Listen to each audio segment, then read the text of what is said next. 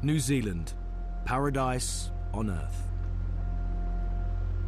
It's an honest land of fresh air, white beaches, and clean living. But New Zealand is also home to some of the world's most intimidating gangs. It is some of these gang members who are meeting me in Wellington, the country's capital. I've heard terrifying stories of mayhem, depravity, and almost inhuman violence. It's difficult to imagine anything like that, like this.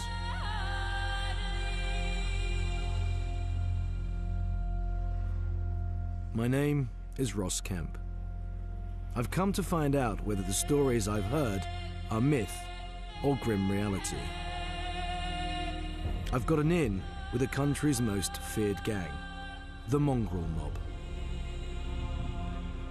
For me, this is truly a journey into the unknown.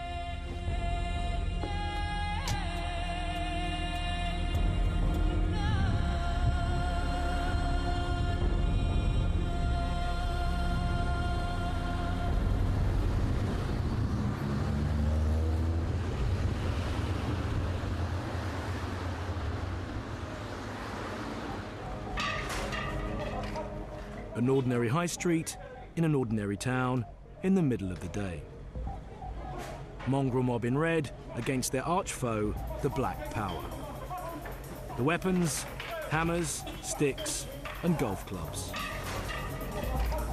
This was not a one-off. It was part of a feud that goes back decades.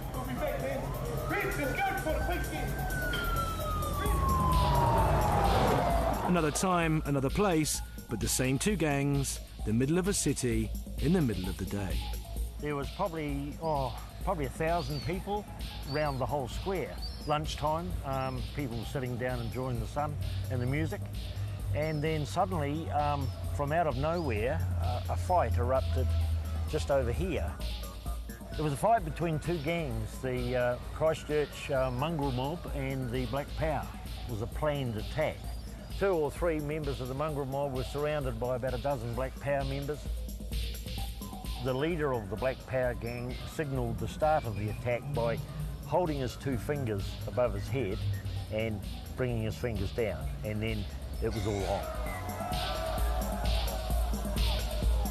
Out came knives, piece of water pipe, chains. One of them got stabbed with a knife. On his side he had a shoulder bag. From that he produced an axe. His mate then picked up the axe, grabbed one of the opposing gang members and struck him a blow just behind the neck.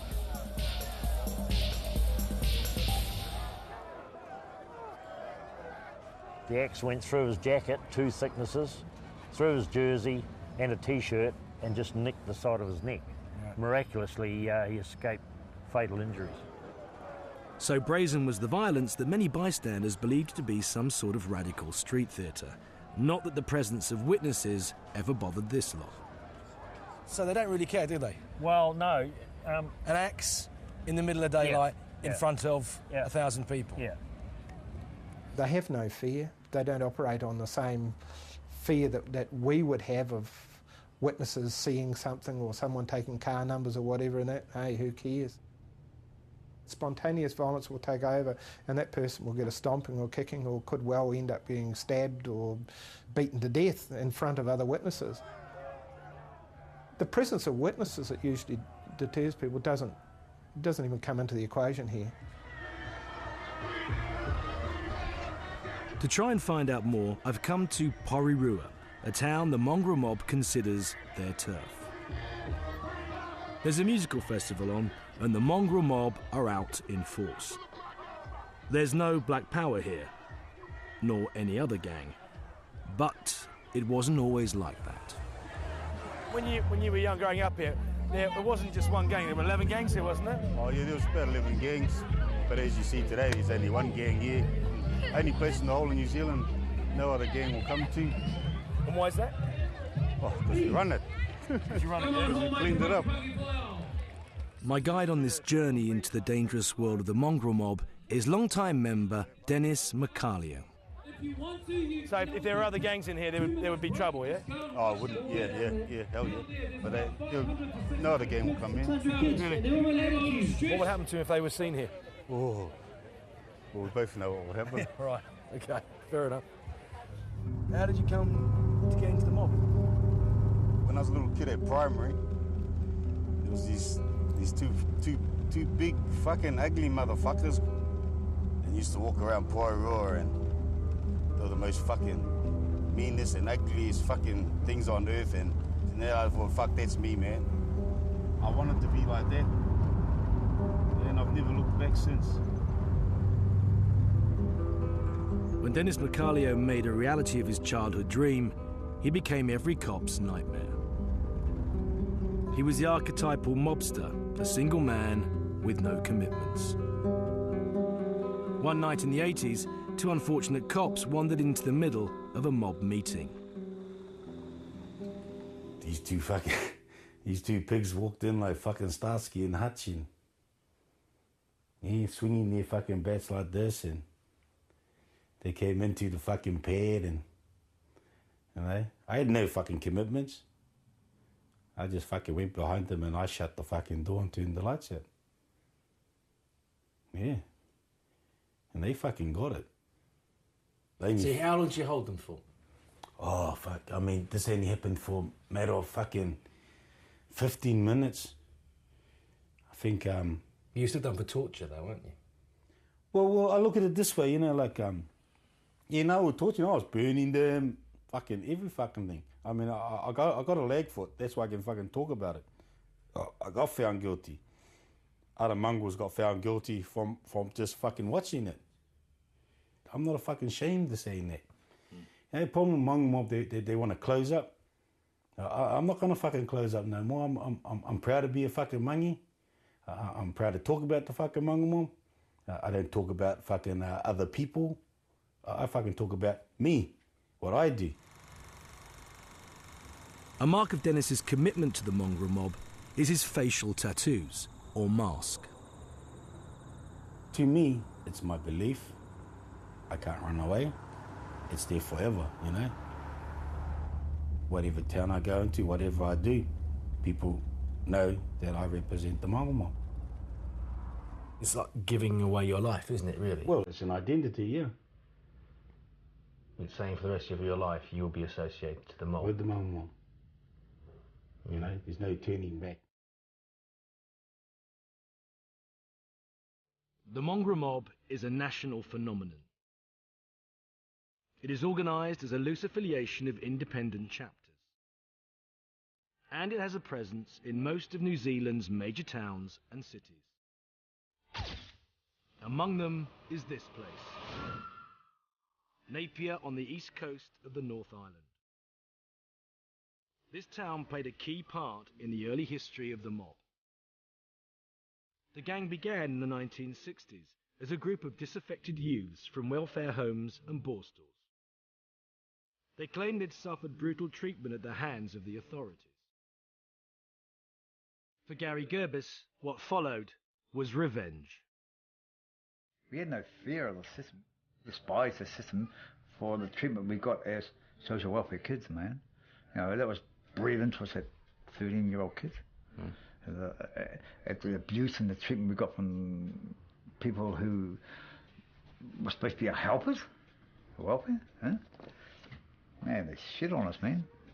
So You decided to ship back? We shipped back. We made them stand up and take notice. The mongrel mob adopted the swastika as a symbol of their rebellion.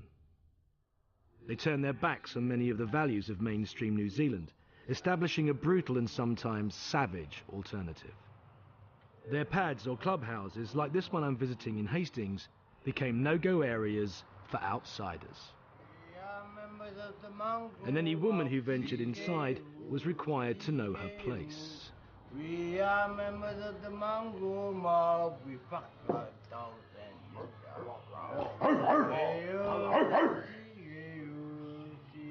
Seagull suck to my head.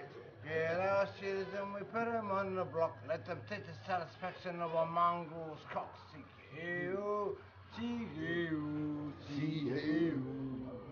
People talk about the block. What was that? A block house is a chick. She knows what the fucking story is if she's going to come knocking on the door. Into the clubhouse? Yeah. And she knows she's coming in there to feed us. Top zoom the fucking position. And this sort of behaviour wasn't restricted to the privacy of the clubhouse. In a Napier bar one evening, Gary Gerbis became irritated by the way a girl of his acquaintance was making fun of his mate. She was sitting on a bar stool. He grabbed her by one leg, foot, ankle. I grabbed him by that one. We just hoisted her up in the fucking air.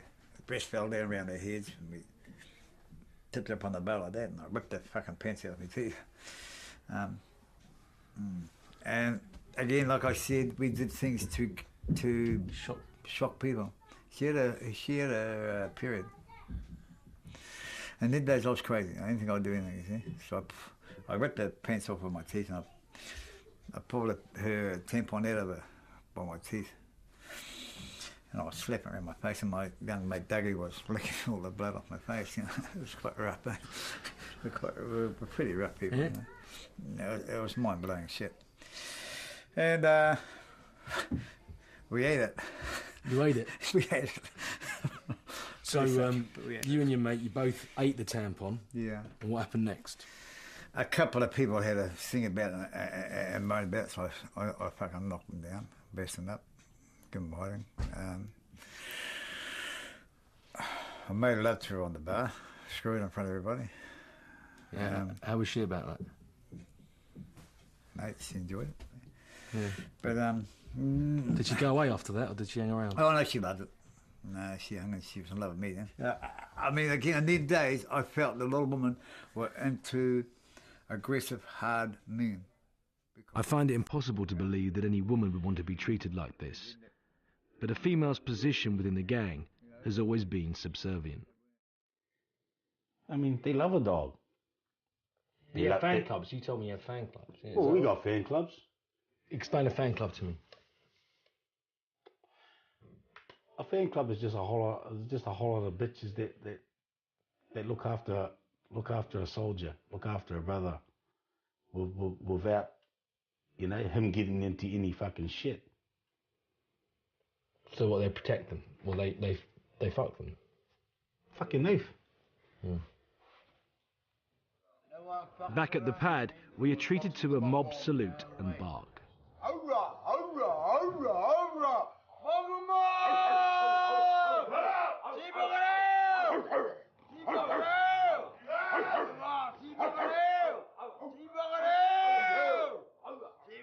The name of the gang came courtesy of a local judge.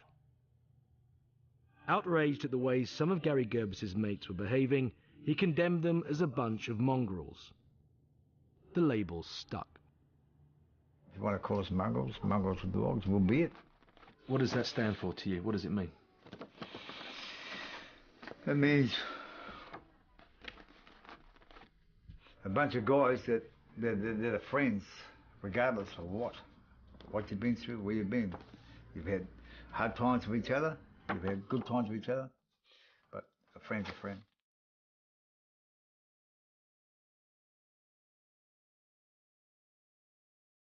For Dennis Macalio, this loyalty stretches beyond the grave. He takes photographs of the headstones of those who have died. For him, the tombs of fallen brothers have become places of pilgrimage. What I'd learned about the mongrel mob so far was pretty shocking. But as I was to find out, the cost of being a mob member could also be high.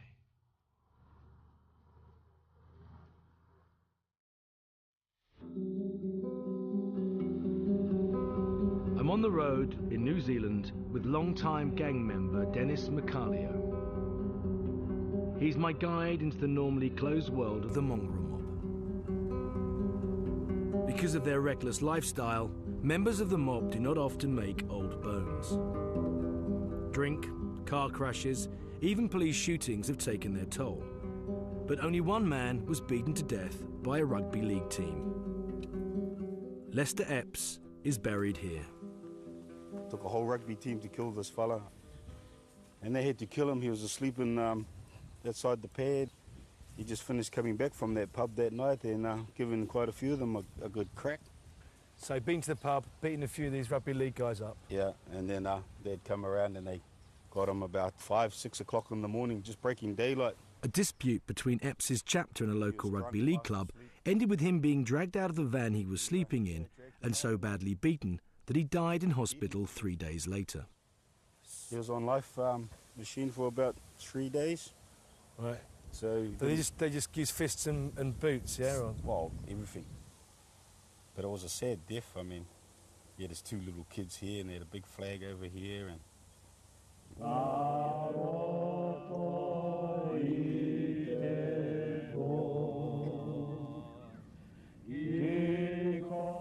this whole fucking area was just covered in patches. Mongrel mob from all over New Zealand. Come to pay respect. Come to pay their respects for this fella. Because he's a legend, yeah? Oh.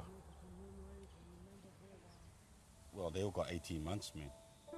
Somebody like Lester Epps will always be remembered by the mob. But Dennis fears that many others are being forgotten, and they are the mob's history. And if you don't know where you've been, how can you possibly know where you are going? I've just had so many friends that have passed away that have been in the mob, you know, and they keep me strong. So the whole idea is to stick to the fucking the code. And yeah, what is the code? What is the code to you? To me, everything's all about honour, loyalty and respect. I mean, that's what it is at the end of the day. It all still boils down to honour, loyalty and respect. But honour, loyalty and respect are values we would all espouse. What distinguishes the mob is the violence. The roots of this are buried deep. Maori culture is a war culture. For centuries, New Zealand's rival tribes fought each other for land and honour. And until the Treaty of Waitangi brought the tribes into partnership with the Crown in the 19th century, they had fought the white man too. I'm at a Maori meeting house, or marae, with Johnny Nepe Apatu. An incantation to Matoinga, God of War. God of War? Yeah, so to lift up the spirit, to give them their mana or their strength. The strength, the mana. To come out here to challenge you. So it's like a prayer to the gods? Or? Yeah, it's an incantation. This is a welcome Maori style.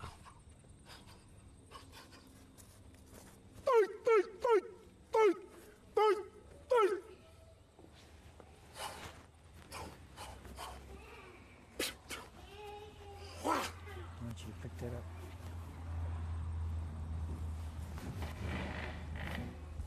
Though rooted in the violence of war, Maori culture has a protocol of challenge and respect, rules of engagement, which bring order to this violence.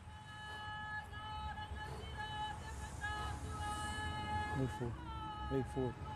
He's accepted you. As warriors, the Maori are without equal. They were among the first New Zealanders to volunteer to fight the Nazis during the Second World War. The Maori Battalion is a Kiwi legend. They were fantastic soldiers, fierce, loyal, selfless, and very brave.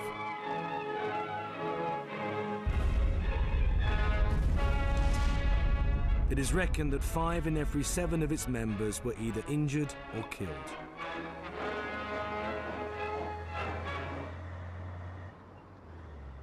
And with the 15 striking positions, there are 15 defences. Johnny Nepe Apatu is a master of the Maori martial art of Motaiaha.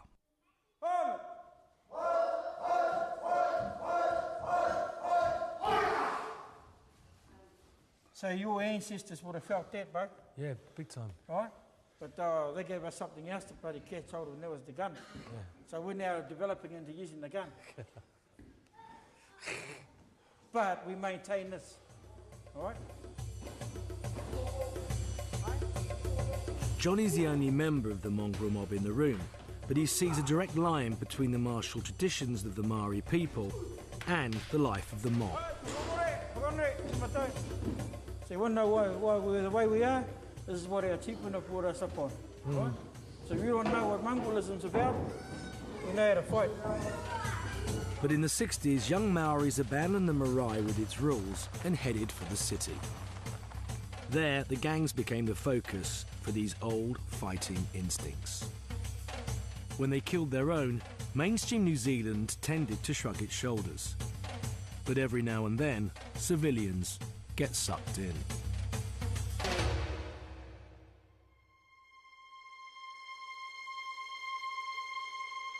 First light on a wet autumn morning just outside Napier. My journey into the sometimes profane world of the mongrel mob has brought me to a bleak river crossing.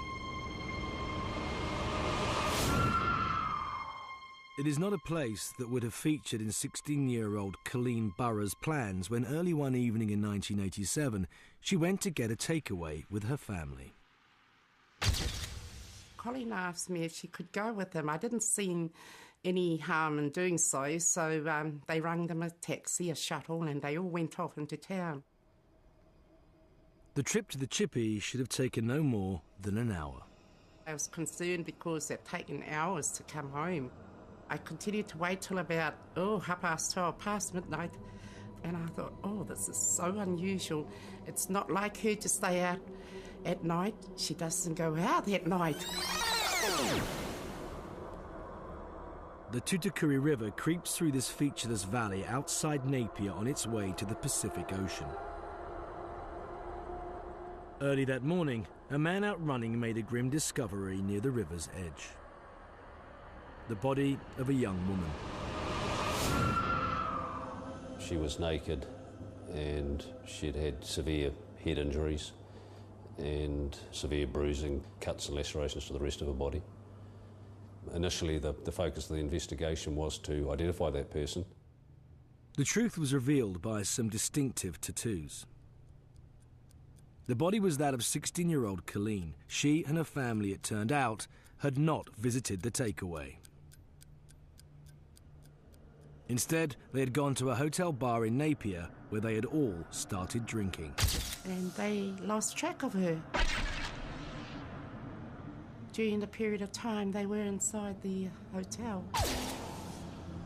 And by the time it was time for them to return, they assumed that she had gone with somebody else, another member of the family, so everyone never really knew where she was. We established that she'd been picked up at some stage by members of the mongrel mob and their associates and had ended up at a party in Tamatea, which is a Napier suburb. Just days after Colleen's murder, Jeff Gunn was interviewing Napier mongrel mob member Sam Tahai. He would be one of the most violent offenders that I'd confronted my time in the police. For a while, Tahai and his accomplice, Tad Sullivan, denied everything. Finally, they admitted that, yes, they had taken her from the party down to the riverbank. They'd taken her down the riverbank, obviously, for sex. She never gave in to their demands, so they brutally booted her with their steel cap boots.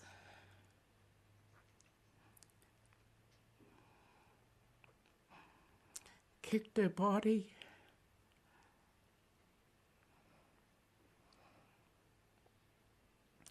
And left her lying there. Drove off in the vehicle. As they were driving off, noticed that she was still moving. Turned the vehicle around some distance from her at that stage and then drove back towards her. They ran her over. I don't know how many times.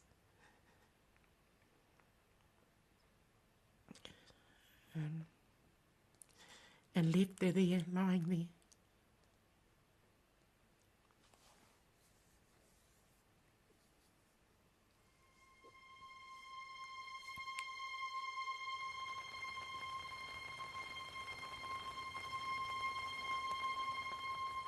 Even 18 years after Colleen met her brutal death, Jeff Gunn remembers Sam Tahai's matter-of-fact manner. When he finally did admit to his involvement, he could have been admitting to stealing a car or doing a burglary. Just no remorse at all. Sort of shrug of the shoulders and that was it. It may not have touched Sam Tahai, but Ida's desperate story certainly got to me. The mob would tell you that hideous crimes like this are a thing of the past, that they are changing. Rape and the block are pretty much gone, they say. But the nihilism at their heart surely limits the potential for reform.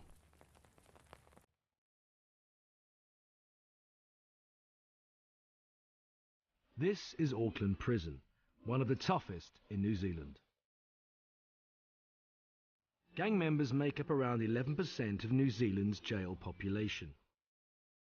One of the problems in dealing with the mob and its crimes is that prison has not been a deterrent. But can it be true, as Dennis insists, that the mob actually runs the jails? Feels very much like an American prison. Auckland Prison was designed on American design. No matter where you are inside the prison, you get a very good visual view of corridors and cell block areas. Go in. The gang hierarchies and some of the violence seen on the outside are replicated inside prison. For site manager Brian Christie, the gangs are a constant concern. Brian, how gang aware do you have to be running a place like this? You have to be aware of your mixtures of different gangs and ensure that you don't have a build-up of the more troublesome, disruptive elements in one particular area.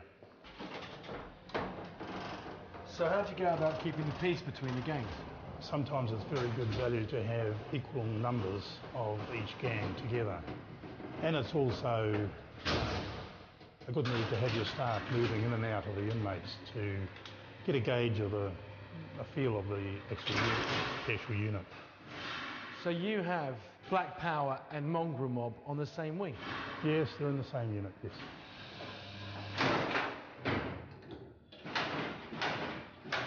It's bizarre to think forcing two warring gangs together is the best way to keep the peace. Then again, have your enemy as your neighbour, and maybe you have to start getting along. A lot of people said to us that the prisons are run by the Mongrel Mob. Is there any kind of truth in that at all? I don't think, and I don't believe that they actually run the prison. We monitor their activities and see how things go. Now, if it starts looking like the Mongrel Mob is starting to tool themselves up, we'll close the place down and do a pretty thorough search. If there's a need to separate individuals, we'll certainly do that. Having a big war, a scrap, a gang war, does not faze these guys. It does not faze them. Just part and parcel. It's just part of their lifestyle. They hate each other with a vengeance, sure, and there have been occasions where we've had brothers in different gangs. Really? Yes, we've had brothers from different gangs in this place, and they have to fight against one another. And that is a sad thing. A lot of people can't understand that, but that's the way they are. That's how strong their code is. So the code runs deep? It runs very deep.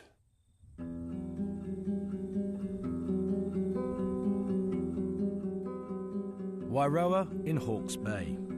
Safe, friendly and clean. A modest little community going quietly about its business. New Zealand as I'd always imagined it.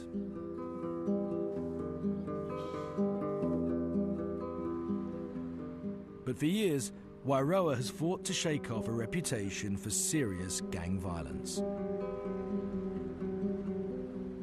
In Dennis's hometown, the Mongrel Mob is the only gang. It brings a sort of stability. Wairoa is different. Here, there is a volatility born out of the fact that the mongrel mob has a rival, the Black Power. They've been at each other's throats for 30 years. They're on opposite side of the river, and they claim what they call their territory. And most of it is a fight over territory. One gang will go over and zoom around in a car and make a few obscene gestures and start a bit of a fight, and generally that's minor stuff. Unfortunately, at times it flares up into really serious stuff and a gun is produced. Not very often, but it had happened a couple of times. The latest serious episode was in November 2002. The two gangs clashed outside the town's tiny courthouse in the middle of the day. The fighting spilled out onto the town's main street. When it ended here, on the other side of the river near the mob's HQ, one Black Power member lay shot dead. Nobody knows more about Wairoa's gang problems than Sergeant Chris Flood. He has been a police officer in the town for more than a quarter of a century. Wairoa's a very small community. It's a beautiful community, and when these instances involving the gangs, perhaps a shooting and that, the expectation is that it would happen in a city. And yes, it does happen in the cities. Unfortunately for us, we have had instances where there has been shootings here. As to why that happens, if we knew the reason why, we might be able to stop it.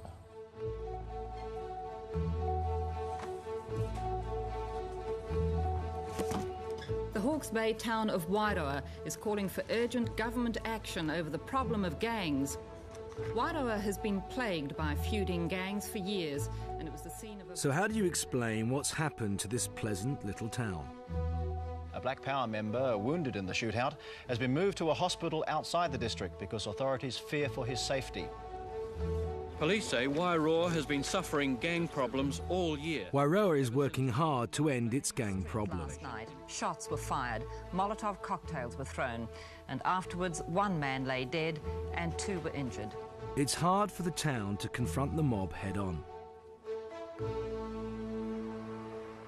Wairoa's gang members are tiny in number, but Maori culture places great emphasis on the extended family.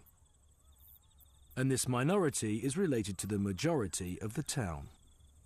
The town has to stop its young people joining. Nobody wants to see a repeat of what happened to this man.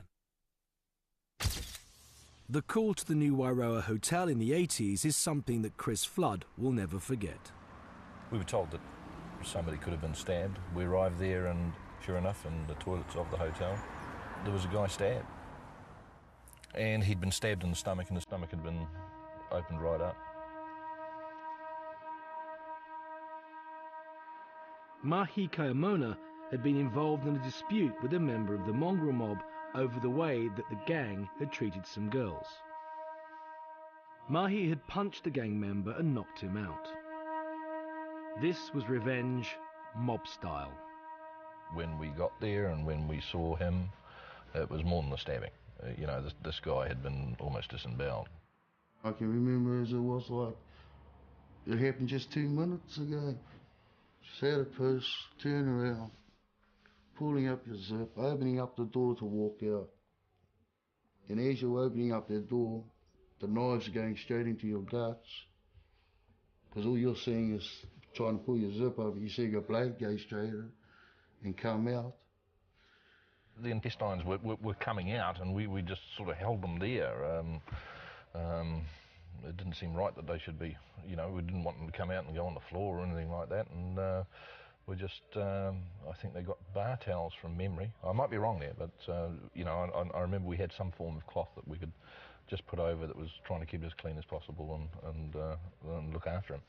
Just a few cuts. But that was about it. There's no muscles in there to keep it there, keep your stomach there. I couldn't believe what I was seeing, that somebody could do something like that to somebody else. The mongrel mob is clearly capable of anything. One thing they don't often do, however, is talk to people like me. These are difficult times for the Wairoa chapter. The trial for the courthouse killing is on the horizon. 3 Wairoa members have been charged with murder. The mob are keeping their heads down. Nevertheless, Dennis has convinced a few of the chapter to meet me.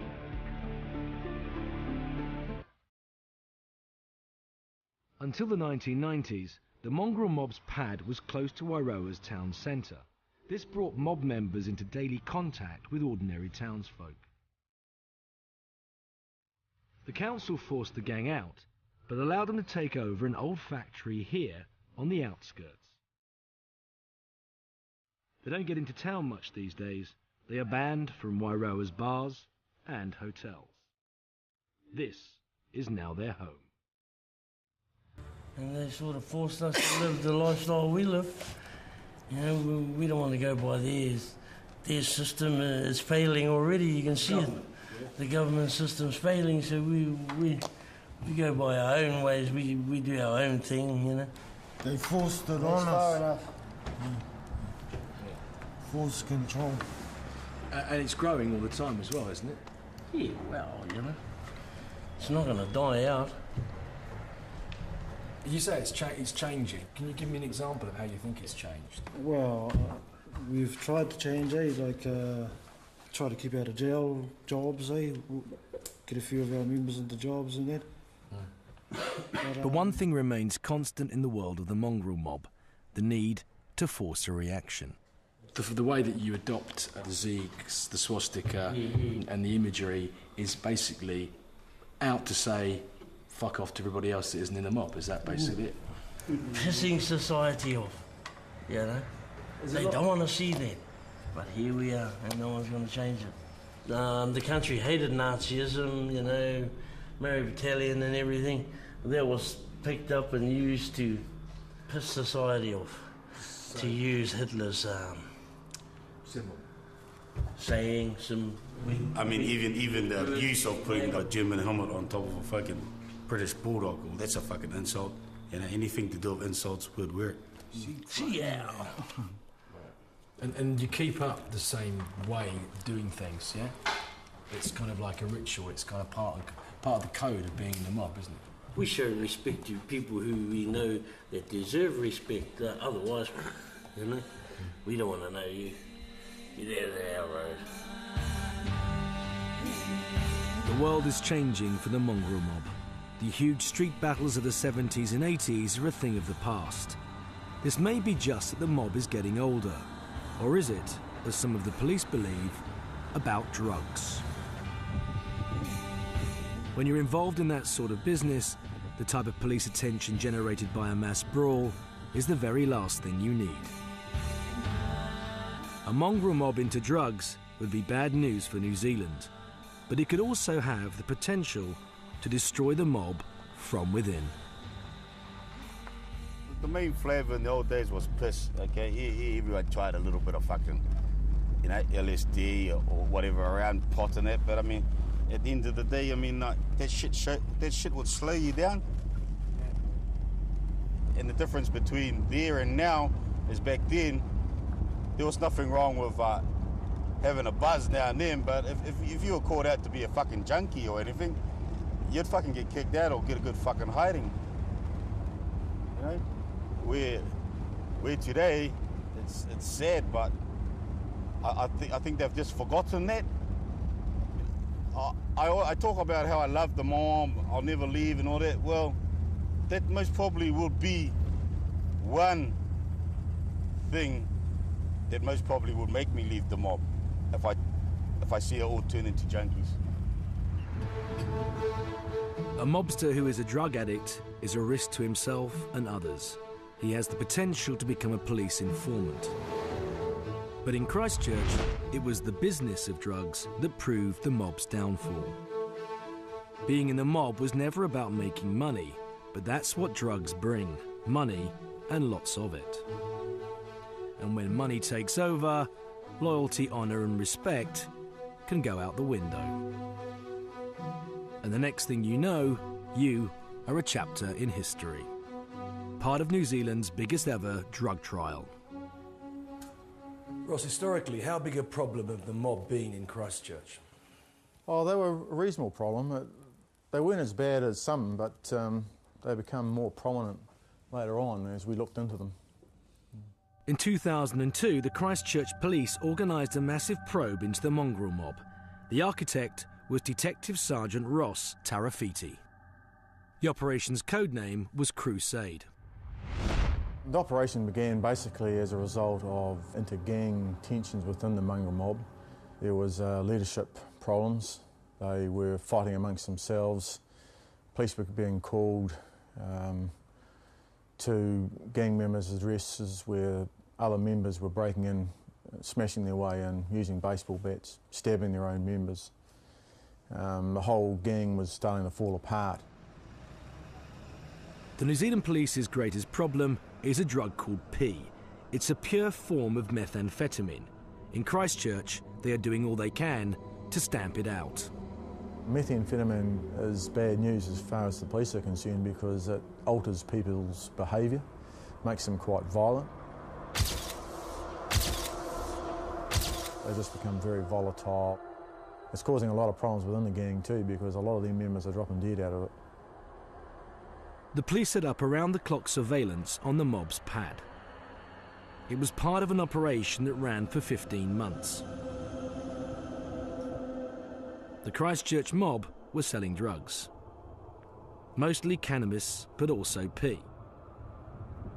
They're quite brazen about the way they went about selling the drugs. They weren't exactly hiding it, were they? They don't care. That's what the whole attitude of the MAR is. They just go out there and do their business.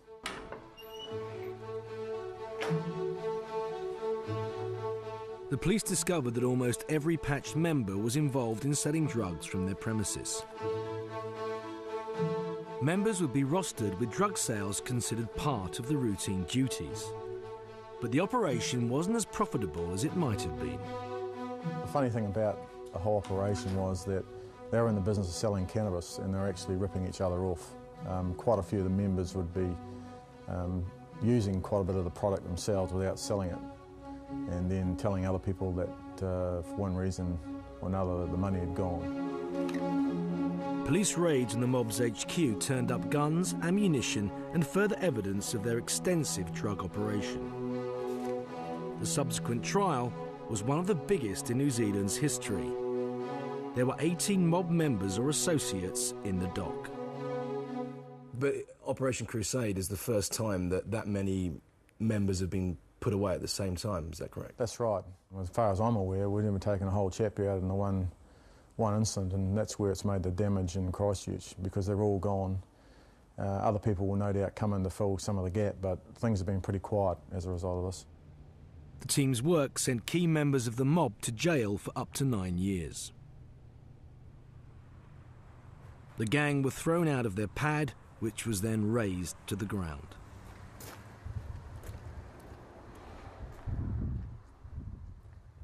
Drugs effectively wiped out the Christchurch mongrel mob.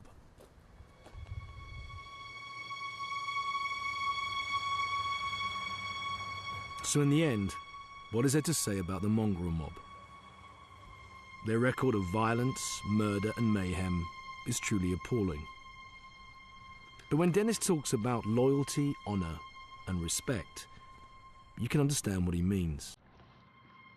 It is a paradox summed up in the strange side of Dennis, with all that he stands for, tending to the graves of his brothers.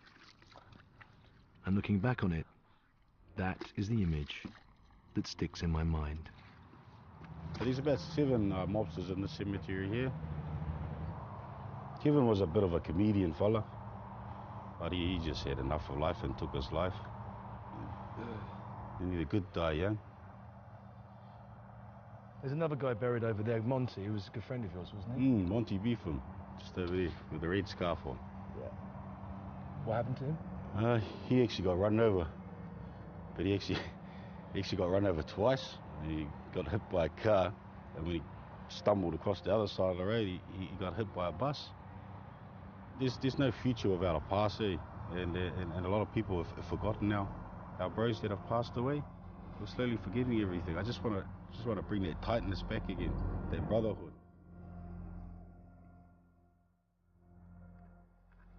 On my journey, I'd been surprised to discover the pockets of savagery which exist in the middle of one of the safest, most civilized places on the planet.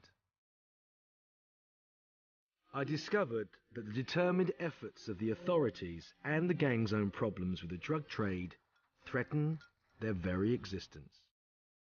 For somebody like Dennis, who has committed his life to the mongrel mob, this would be a tragedy.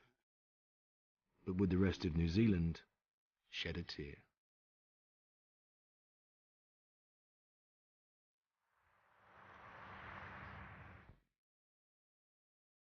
You can tell this is for Michael. Michael's giving me something that no one can take away from me, you know?